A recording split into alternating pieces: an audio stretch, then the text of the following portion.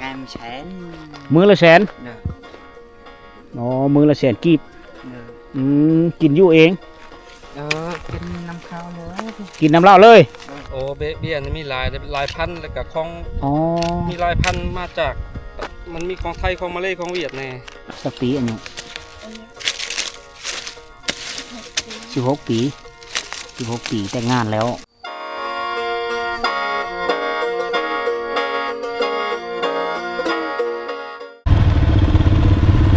อยู่แต่ใช้ได้บ่ฉีดยาเนาะฉีดยา nhà đi nha อ๋อกำลังมาแต่ไฮทุกคนเลยฤดูกาลนี้คือฤดูกาลกำลังสีซักไฮล่ะในเมื่อก่อนนะเบื้องนี้จะเป็นนั่นศูนย์อยากบูงเลยแต่ตอนนี้เขาเจ้าตัดขายไปแล้วนะเป็นกลางป้างเลยมันส่วนอย่างโบงของชาวบ้านสบายดีท่าบ้านนายอน อย่าไปเว้าหน้าบ่ได้ล้าง เอ้ย อย่าไปเว้าหน้าบ่ได้ล้างปานนี้ เอาผัดท่างามก่อนจังเฮาบ่ ล้างหน้าก็ได้เว้า แนวนั้นอ๋อหมู่เฮาเองนะประจำการอยู่สุขสลาผาบักนี่นะพวกหมอน้อยผาบัก หน้าบ่ล้าง อันนี้ละโซนอันไทยบ้านนายอนแต่มันอยู่เซโปนบ่ตัดขายมาแล้วอย่างโบงเนาะ เอ้า ได้เท่าเลย โอ้ยได้แต่ตัวเลขนั่นแหละ ได้แต่ตัวเลขว่าบังดูได้แต่ตัวเลข สิเท่าไหร่เด้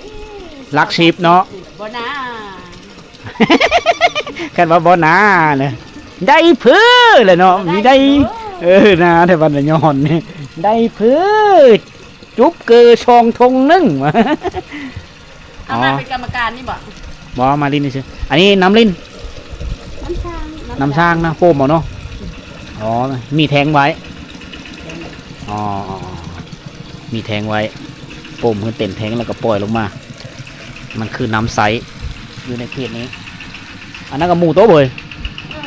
อ๋อตัวนี้เลี้ยงหมูเลี้ยงโง่พร้อมนี่เนาะเยอะ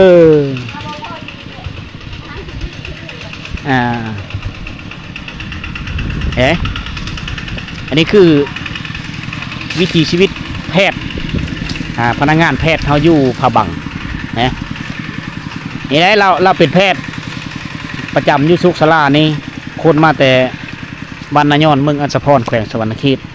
มาอยู่นี่ได้วิถีชีวิตแพทย์อยู่ในชนบททุกคนเลยแพทย์อยู่ผู้ดอยเลี้ยงหมูไปนำโง่เพื่อกระหลายตัวได้แต่เมื่อนี้มีเห็นโง่เพิ่นโซนอย่างโบงแล้วนะเราปุขายมาเราตัดขายมาแล้วมันมีเอาลูกมันนี่บ่เฮ้ยอย่างโบงอีได้ขายแล้วก็คือปะเลยเนาะ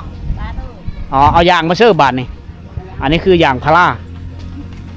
เนาะยางพาราซื้อเอาบุลก้าเองเบมันนี่ซื้อมาแต่เชฟโปนอ๋อซื้อมาแต่เชฟโปนมาหอดยางรถไหม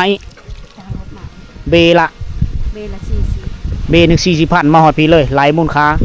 40,000ไปเอาเองรถแก่มาเนาะเบ1 40,000กีบเต็มนี่บริเวณนี่ได้จากต้นเด้นี่ป้าต้น500ซื้อได้เฮ้ย500บ่เฮ้ย เอ้า โอ้คักเฮ็ด5เห็นห่างระยะจักแมตรนี่นะ4คูณ5หาบางคนก็4คูณ7โอ้4 คูณ 5 เมตรของตัวนี่4 คูณ 5 เมตรเนาะพวกเขาได้ดินลายนะดินลายจะเฮ็ด4 คูณ 7บ่5 คูณ 7 4คูณ7อ๋อ4 คูณ 7 เมตรพวกเรามีดินกว้างเนาะดินเฮาแคบเอาซ้ำนี้ก่อนเนาะอ๋อต้องได้หดแต่ละแรงหดเลยเนาะเพิ่มมันติดโตกเบเองยามันตายนะลุบเลยเบ1 40,000เบ1 40เฮาเห็นอยู่เมืองพีนเขากล้าหลายมากแต่พุ่นมีจังบ่เองเอาอยู่บ้านแกงขันนี่อ๋อมาแกงขั้นบ่อนหานไอ้ตนเริ่มปุปีนี้น่าจะประมาณ5-6 ปีเนาะเพื่อสิได้เห็นผลเนาะ6 ปีทางบ้าน ผู้ไทยมาอยู่เดี๋ยวเว้าซื้อกันจอยๆเมื่ออาจจะพอด้วยกันได้มีแต่มื้อยามบ้านเลยเดี๋ยวนี้เนาะมื้อคือกันอ๋อบุญบังไฟกินนี่มื้อบ่มื้อแหละหาได้เต็งไม่ได้ไปฉัน มื้อก็บ่ได้ลงบ้านลงเมืองนั่นอยู่เฮิรนเพิ่นมีอุดมสมบูรณ์แล้วเพิ่นน่ะ อยู่คำโมนละอยู่ประจำอยู่พีละเอสเวอยู่พีละอยู่พีเลยแหละมันพร้อมแล้วมีต้องเมื่อบ้านเฮาก็ได้ส่วนกว้าง ทางหลังน่ะมีแม่นบ่เฮ้ย บ่ ของเขาน่ะเนาะอย่างโบงที่ปงไม้นะว้าต้อง500 เบรอท่าอีกประมาณนะรอท่าอีกประมาณ6 ปี 7 ปีเนาะเห็นเงินเนาะฮะใครได้แต่เฮาอยู่คือเฮาอยู่กับมันเนาะ จะสิได้สำเร็จ เฮาอยู่กับมันตื่นมาแล้วก็แม่นหดน้ำโลดเสียหญ้าโลดนะ มันบ่ตกได้บ่อนอื่นตกเบิดเขาว่ามื้อนี้นะแล้วหาไผบ่ตก ฉะนั้นมันตกมันมืดอยู่นะฮะ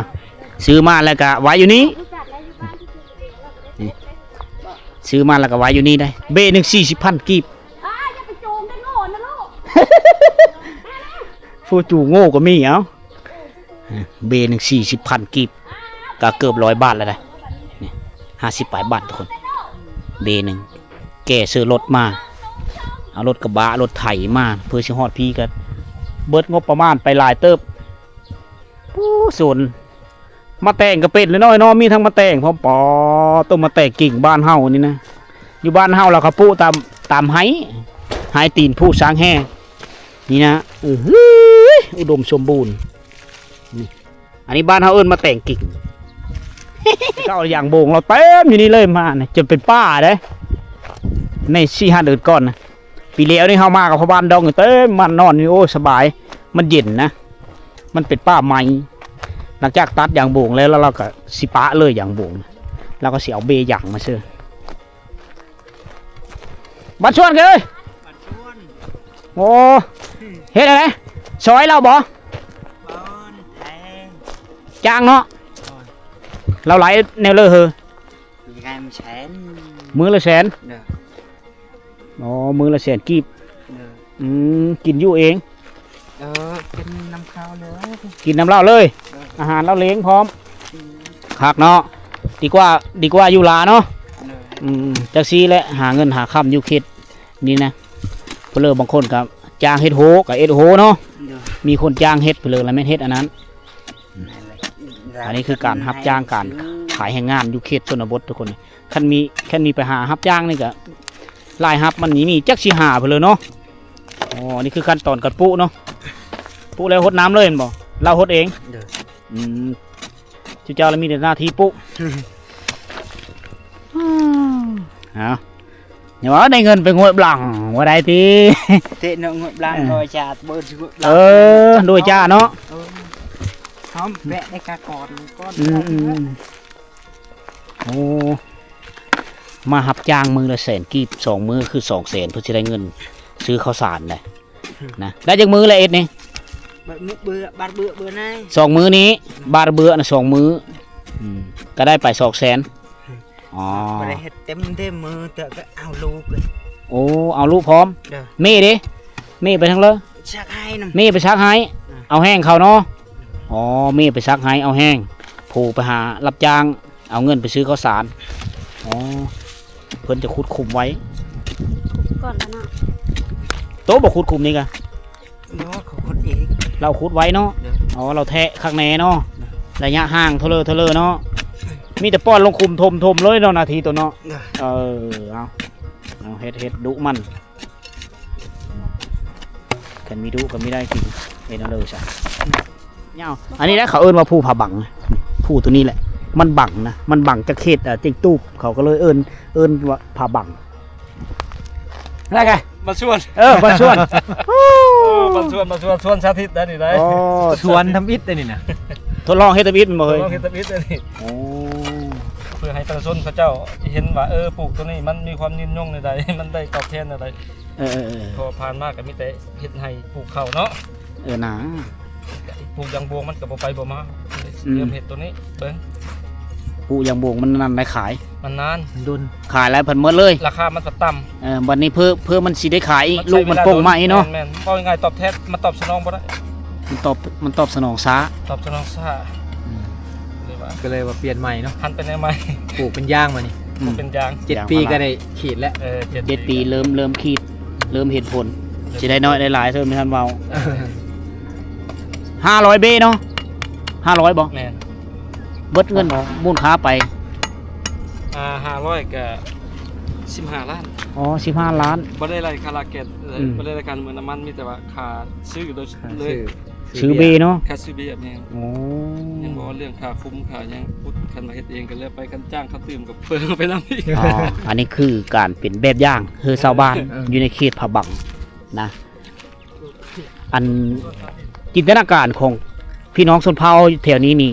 เห็นผู้เลอเฮ็ดแนวเลอแล้วเขาเจ้าจะเฮ็ดแบบนกตัวอย่างก็คือถ้าว่าเห็นเขาจะปลูกมันต้นเนี่ยปลูกมันต้นได้ปลูกอย่างโบงหมู่ปลูกอย่างโบงกับปลูกน้ำนะ ปลูกน้ ปลูกมันวิกกับปลูกมันวิกน้ำถ้าว่าเห็นผู้เลอปลูกแล้วมันได้เขาเจ้าจะเห็นแบบเขาเจ้าจะเอาบทเห็นไปนำใสนะเขาเจ้าก็จะบุกเบิกเนื้อที่เขาเจ้าก็จะปลูกคือกันเอาอันนี้ก็เป็นอีกบทเห็นหนึ่งที่ว่าเป็นตัวแบบเพื่อชาวบ้านของเขตผาบังเป็นผู้ที่ผู้ที่ริเริ่มปลูกอย่างพารานะ500 เบพ่อแม่พี่น้องเลยเอา7 ปีเท่านั้นเดี๋ยวเรามาเบิ่งว่ามันสิได้รับผลเลยเพราะว่าอากาศอยู่แถวนี้มันจะเป็นอากาศหนาวน่าจะเหมาะสมนะอันประเภทอันเบนี่เฮาได้มันมีหลายประเภทบ่ ำโอ้เบี้ยนี่มีหลายพันธุ์แล้วก็ของ อ๋อ มีหลายพันธุ์มาจากมันมีของไทยของมาเลของเวียดแน่ อันนี้ของไหนนี่ โอ้ตัวนี้บ่ตัวนี้มันเป็นพันธุ์อันน่ะ RII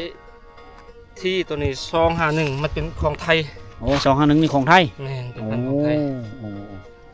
จังไว้ว่าแนวพันธุ์เนาะ แม่นมันมี251กับอันนั้น3904เป็นของไทย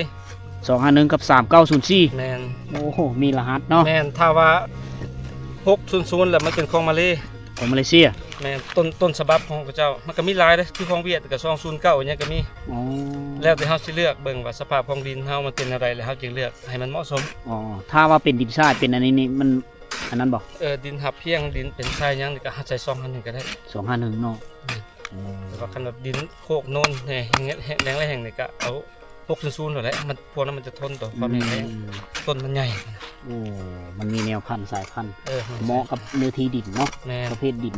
ลักษณะพิเศษของดิน ความรู้ใหม่ๆนะที่ได้เฮามาศึกษาเฮาก็มีเคยศึกษาเรื่องผู้อย่างพลาก็มาเห็นหูน้ำเพิ่นนะคือเพิ่นเว้าแล้วมีหลายสายพันธุ์สายพันธุ์มาเลเซียสายพันธุ์เวียดและสายพันธุ์ไทยเฮานะมีรหัสเด้อทุกคนนะในเมื่อก่อนเขาจะปลูกอย่างโบงเต็มอยู่นี่หลังจากตัดอย่างโบงแล้วอันนี้น่าจะประมาณปีหนึ่งเขาตัดปีกายนี่อันนี้คือความสุขของชาวบ้านในเขตผู้ดอยทุกคนไหนต้องได้เสียหญ้าไปตลอดซ้ำนี้แหละเสียหญ้าแหละมันกะหญ้ามันก็มีคอยป่งขึ้นไปเลยเพราะว่ามันต้นมันยืดแล้วตอนน้อยๆน่ะมันจะลำบากหน่อยนึงเขาจะได้สีหลายลบหลายเต้าคำแล้วยังบ่ทันหึ้นนะ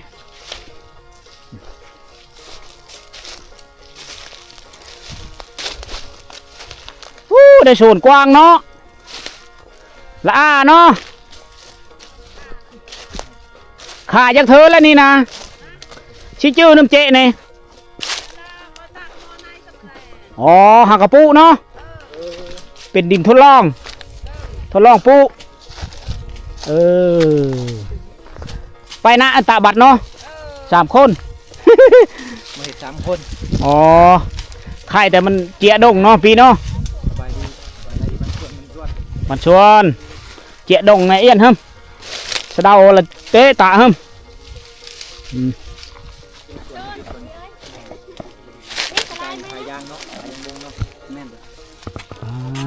ปลูกมันต้นเสือบานนี่มันต้นก็งามขนาดเลยเพราะว่าปีแรกเนาะปีทำอิฐปีที่2มากก็เริ่มได้บัดนี้เริ่มน้อยลงได้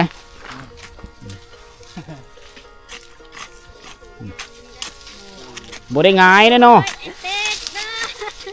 เต็ก มาฮอดที่บัดนี้นะ พอเต็กแล้ว มาเอาโพอยู่พี่บ่ฮะบ้านเราอยู่ชิเลอ บ้านนา มันหน้าดองว่างแรงๆนี่เนาะ คุณแต่งดองแล้ว โอ้ตัวมาอยู่พี่เนาะอ๋อเฮาก็ไปดองตัวเห็น ระแบงตัวฮะระแบงเจ้าเฮาไปเฮาละไปเรามาเอาโผล่มือเฮิรนโผล่อยู่บ้านกระโดแต่งงานแล้วมาอยู่ในครัว วัฒนธรรมของเผ่ารูนี่แต่งงานแล้วต้องมือเฮิรนสามีทุกคนเลยอย่างนั้นนะจะเคยนี่จะไม่ได้สู้นะ เนาะ สู้ก็สู้บ้านเฮ็ดเฮือนคนละหลังอยู่ได้มันต้นนี่ตั้งแต่ปี2010ปลูกต้นปลูกกินนะ ตอนนั้นยังบ่มีตลาดเนาะที่ว่าเขาเจ้าหับซื้อ ปลูกมันต้นกิน แม่น ต้นเฮาอ่ะนึ่งกินจักเดินแล้วปลูกนี่ บ่ฮอดเดือน บ่ฮอดเดือนเนาะ โอ้ อ๋อเดือนแล้วนี่เนาะ มา มันก็ยื้อไว้ป่านนี้นะบ่ทันฮอดเดือนเลยลำต้นยื้อแล้วก็เป็นแนวพันธุ์ที่ดีนะคุณแม่ พุดมันแต่ว่านั้นนะ มันแล้วหญ้าเลย ยันว่าสิพุดมันเลย อันนะภาษาบรูเอิ้นบัดยังอันนี้ ยาหยบ หญ้าหยบภาษาลาวเด้อหญ้าหยบได้ ยาหยบ อ๋อเขาเอิ้นหญ้าหยบคือกันนะบ่แม่นบัดเย้อยบ่แม่นบ่ โอ้บาดเยอะเลย เพิ่นก็เว้าภาษาเนาะเฮานะบัดหญ้าหยบเพิ่นว่าบัดนี่แม่นผักนะ เออ บัดเย้อยแม่นหญ้าหยบหญ้านี่หะมันนี่เป็นสมุนไพรเด้เป็นสมุนไพรที่ว่าผู้บางคนก็เอาไปดองเหล้านะปู่พญาตแต่ว่าในอื่นเฮามีหูแต่ว่าเขาเอาไปดองเหล้ากินบำรุงผู้ชาย ผู้เลินนกเขามีหันเอาไปดองเหล้ากินนะกับโปได้หลายพญาตดิหญ้าหยุบบัดเย้อยภาษาบรูเอิ้นเจ๊กระหม้อให้อันอย่างโมงนี่บ่กระหม้อให้แล้วคือปีแล้วนี้กระหม้อให้ ตัดแล้วเนาะ กระหม้อเตี้ยแล้วแม่นปีกายนี้ อืม ภาษาบรูมือละคำ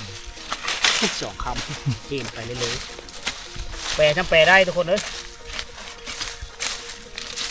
อันนี้เขาเอิ้นบัตรแช่ได้นี่บัตรแช่ได้นี่แม่นเนาะบัตรแช่เนาะบัตรแช่เป็นหญ้าเป็นพืชชนิดหนึ่งที่ว่านานตายที่สุดสำหรับยุคเขตผู้โดยนี่เฮาสีไปนี่ถ้าว่าเจอยามฝนตกนะเป็นทิศมันยังมีตายนะมียุคเฮาต้องสีสูงแดดๆนะหญ้านี่เขาเอิ้นบัตรแช่แต่ว่าภาษาเฮานี่มีฮู้ว่าบางท้องถิ่นก็มีนะก็เลยมีชื่อข้อเขายังมีจักชื่อว่าเป็นหญ้าชนิดเดียวอ่ะเพื่อเลยฮู้จักคอมเมนต์มาทุกคนอยู่ประเทศไทยมีฮู้ว่าหญ้าเพื่อเลยนะแต่ว่าพี่น้องเผ่าบรูเขาเอิ้นบัตรแช่นี่แช่นี่ถ้าว่าแปลเป็นภาษาเวทคือรถได้หญ้ารถ งานรถ บัตรแช่เด้แต่งงานได้ยักเดือนเลย บ่ฮอดเดือนซ้ บ่ฮอดเดือนช้ ได้ ำเอามาบุกโซนมันเลย แม่ โอ้ยขะดองพอละแต่งน้ำทนจักเท่าไหร่ขะดอง 10 ล้าน 10 ล้าน แม่ มีคำบ่ บ่มีดอก บ่มีเนาะมีแต่คำเว้าเนาะ แม่ อ๋อ10 ล้าน แม่ ก็ตกอยู่ประมาณ10,000ปลายบาทเนาะ10,000 6 ล้านกีบ6 ล้าน5โอ้10 ล้านกีบแต่งเมมาบุกสวนมันต้นเลยบ่ทันฮอดเดือน เอาเพิ่นเป็นเคยบ้านหน้าได้เอาเมมาแต่บ้านหน้าบ้านที่บ่สิหอมสอนในปีกายนี้เพิ่นแหละนะปีกายนี่ก็ไปสอนอยู่บ้านหน้ากินข้าวอายพวกปู่ย่าเนาะเคยไผไหม้เนาะเกษตรตะเนาะอ๋อเกษตรตะเอ้ยอายเพิ่นอายปู่อายย่าได้ธรรมดามาเฮาจะหลักเพอไหม้นี่เคยไหม้จะอายจะกินข้าวตั้งหะ ไผ่ใหม่เด้ ชี้ดงตรงชี้หน้าตรงดงยากูลยากันฮะ จะมีผีปนหนา โปนะนี่4 คนยืนสามีแล้วนะสี่คนเนาะหมดเยอะเตอะมุกใช่เป็นระแวง อะไร ฮะ ปนหนา ตะปอดนะ6 คน หนา เดี๋ยวมาแล้วก็อยู่บ้านเฮาปุ๊บ่มันต้นนี่บ่ได้ปุ๊เนาะปวินนี่ให้ตะเบิ้นจ้อตะไปใช้ได้บ่ให้เนาะอยู่บ้านนานี่เฮ็ดให้มาพี่ละปุ๊มันต้นได้เฮ็ดให้ใช้ได้นึงมีบ่ให้ก็ เฮา ปานไหนได้อ๋อแสดงว่าสามีเราอยู่เฮือนครอบครัวสามีเรานี่มีได้เฮ็ดให้มีแต่เฮ็ดสวน ที่แต่สวน สวนมันต้นนี่แหละเมื่อก่อนเราก็ปลูกอย่างโบ่งเต็มกระแตกไรแง่หน่อยเนาะโอ้เอาซ้ำบุกลาเอ้ยเอาสู้เด้อ อยู่พี่กับอยู่เฮือนเจ้าของอยู่เฉลิมโมน ดูเฮือนเจ้าของอยู่เฮือนเจ้าของละโมนอยู่พี่มีโมนบ่ยังบ่ทันติดเนาะยังบ่ทันลึงหากก็ได้เดินป่ายอ๋อเพื่อปรับความเข้าใจอยู่เฮือนปูเฮือนหญ้านี่ก็ใช้เวลาหลายเดือนเติบได้สักปีอายุ16 ปี 16 ปีแต่งงานแล้ว น้องเจ้าก็มีอยู่บ้านใหญ่แล้วจักปีเลยอ๋อเฮ็ดผู้สาวแล้วเนาะตาบัดเนาะผู้ชายป่ะอ๋อน้องจะเป็นผู้ชายอ่ะเมี่ยงให้ดอกเนาะผู้ชายเนาะโอ้ยสมมุติ คนลาวลม เฮิร์นพ่อเฒ่าเจ้าบ่มีผู้ชายเด้เจ้าอาม่าเนาะ ก็เอามาคือกันแหละ โอ้จะเป็นต้องอาม่าเนาะเอาถามโมนซื้อดอกเพราะว่าวัฒนธรรมของเจ้าเขาเจ้ามีอยู่แล้วภูมิสันฐานในเขตนี้นี่อ้อมหอมโดยภูผาเลยทุกคนนะภูทางหน้าเฮานี่จะติดแปะกับเซบังเหงเลยเซบังเหงจะมาตามว่างขออนุญาตชี้มือปุ๊มาตามว่างหน้าผา2 หน่วยน่ะภูตัวนี้เขาเอิ้นว่าภูผาบังนะเขาเอิ้นภาษาบรูเขาเอิ้นว่าก้อผาบังนะร้องตามว่างภูนั้นลงมาจะเป็นสายน้ำเซบังเหงชาวบ้านกระโดบ้าน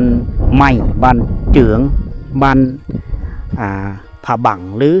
บ้านสะปองบ้านหน้าเลาะตามซันสายเซบังเหงเขาชาวบ้านก็อาศัยแม่น้ำตัวนั้นแหละหาอยู่หากินนะบางคนก็เฮ็ดสวนพักอยู่แคมป์ซี่ได้นะก็เลยเฮ็ดธรรมชาติเขตนี้มันเขียวสดงดงามตลอดพื้นที่นี้ก็คือพื้นที่สวนมือก้อนเป็นสวนอย่างบ่งเขาเจ้าผูกฝาเบื้องนั้นก็เป็นสวนมันต้นยืดแล้วนะแต่เขาจะมีท่านได้ขายมื้อนี้สุมเฮามาที่สวนชาวบ้านแห่งหนึ่งของพี่น้องเขาอยู่บ้านกระดอหรือบ้านผาบังนี่แหละโดยเฮาก็รู้จักกับครูบ่าวสาวโผไม้เม่ไม้หากระแต่งงานกันได้เดินไปนะอยู่ในคาดองกับ10 ล้านนะปุ่งคือพอเท่า10 ล้านแล้วก็โง่ควายมามีปกติจะมีโง่ตัวนึงเขาเอาไปเฮ็ดกินนะไปแต่งยูโคกินนะโง่ตัวนึงหรือหมูขาดไม่ได้คือหมูนะตอนนี้ก็เลิกงานแล้วบัดนี้เนาะ แม่น มือพักผ่อนมื้อเช้ามาไหมเนาะมื้อเช้าก็มาอีกแล้วมาเห็นน้องชายเพิ่นสู้ชีวิตอยู่กับน้าสาวทุกคนเลยน้าสาวที่เป็นน่าจะเป็นน้องของพ่อเพราะว่าวัฒนธรรมฮีตของประเพณีของคนบรูนี่เขาจะแต่งเมย์มาเฮิรนได้และลูกนี่ถ้าว่าพ่อเสียเนี่ยจะต้องได้อยู่นำญาติพี่น้องทางเบิกพ่อแม้นี่หลังจากสามีเสียแล้วก็ต้องถ้าว่ามีคนสืบเขาจะต้องได้มือเฮิรนหลังสืบคำว่าสืบแม้นไปเลยสืบนี่โซหลายค่อยไปอยู่เขตเสด็จเวียดนามเขตจุดชุมโลโกมีการสืบได้สืบแบบเลยยกตัวอย่างว่ามีผู้เป็นอ้ายนี่สี่ชีวิตแล้วและมีน้องชายผู้หนึ่งอีกมีท่านได้สร้างครอบครัวและน้องชายผู้ฐานะโสดสามารถสืบเอาไผใดหรือบางกรณีมีพ่อปู่นี่สืบเองก็มีนะฉะนั้นพ่อปู่เขาจะคนแถวนี้เขตเผาบรูนี่เขาจะบางคนก็มี2 คนหรือ3 คนก็มีนะปัจจุบันนี่ก็ยังมีอันนั้นคือวัฒนธรรมของเขาต้องอยู่นำญาติพี่น้องทางพ่อนะผู้เป็นแม่นี่ก็ต้องได้มือเฮิรนหลังมืออยู่นำอายอยู่นำพ่อนำแม่พอละอยู่เฮิรนหลังเขาว่ามือเฮิรนหลังภาษาบรูเขาเอิ้นจู่ฮอและแม่นมือกับมือเฮิรนกับมือบ้านเกิดเมืองนอนของตัวเองนะลูกนี่ผู้บางคนก็ไปนำแม่ผู้บางคนก็อยู่นำญาติพี่น้องเบิ่งพอเราสู้กันฟังทุกคนเลยวันนี้คอยค้ำลงแรงแล้ว5 โมงครึ่งแล้วชาวบ้านเฮาก็มือแต่ไฮแต่โซนละคอยกับทีมงานจะขอโจ๊กคลิปซ้ำนี้ก่อนทุกคนเลยพักผ่อนหาอยู่กินหาอาบน้ำในก่อนพบกันใหม่ในวิดีโอหน้าเด้อทุกคนเลยจะเป็นมื้อเช้านะก่อนจากกันไปก็อย่าลืมเข้าไปกดไลค์กดแชร์กดติดตาม2 ทีมงานชนบทเพื่อมีเพื่อพลาดคลิปใหม่ๆวิดีโอนี้ใหม่ๆทุกคนพิเศษสุดก็อย่าลืมทุกคนเพราะว่าพวกเฮามีค่าน้ำมันรถก็คือโฆษณาทุกคนถ้าผู้เลือกกดห้ามโฆษณาคือสุมเฮากับไม่ได้ค่าน้ำมันรถในการเดินทางไปถ่ายคลิปไปบ้านต่างๆนะเอาพบกันใหม่วิดีโอต่อไปก่อนบ๊ายบาย